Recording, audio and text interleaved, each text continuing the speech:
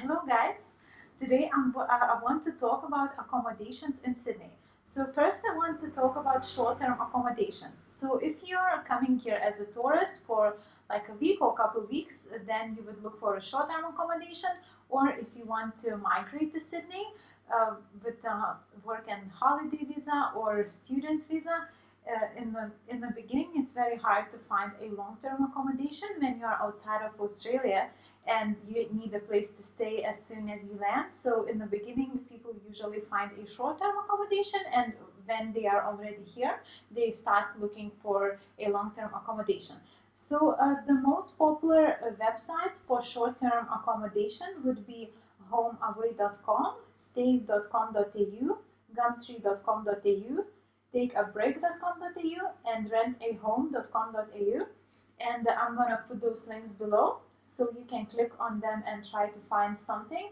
And another platform that is also very popular in Sydney and you have a lot of choice on it, it's Airbnb. So you can go on the website or you can download the app on your phone. And with Airbnb, you can either only rent a room in a shared flat. So that means that someone is already living there, it's a house or a unit, and you just getting your own room, or you can get an entire place, whether that's a flat or a house. So it all depends on your budget, but those are the places where you can go and have a look and find the right accommodation for you. And when you are already here and you're looking for more long term, because the ones that I mentioned for short term, they are quite expensive. So for the long term, the best websites to look at would be domain.com.au, realestate.com.au, flatmate.com.au, and as well gumtree.com.au.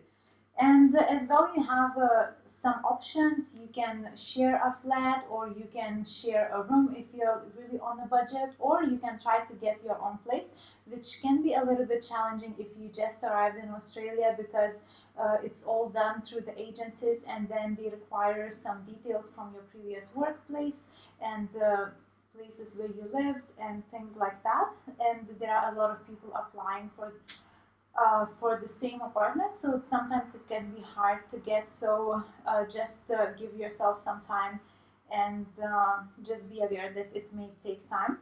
And there's another interesting website that is a little bit different, and I definitely want to mention that to you.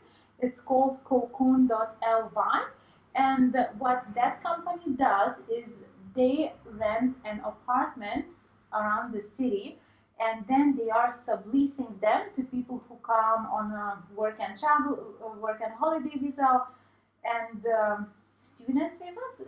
So it's for people who want to stay maybe half a year or a year. So it's a bit longer term, and they have different options. So they furnish those apartments, and then you can contact.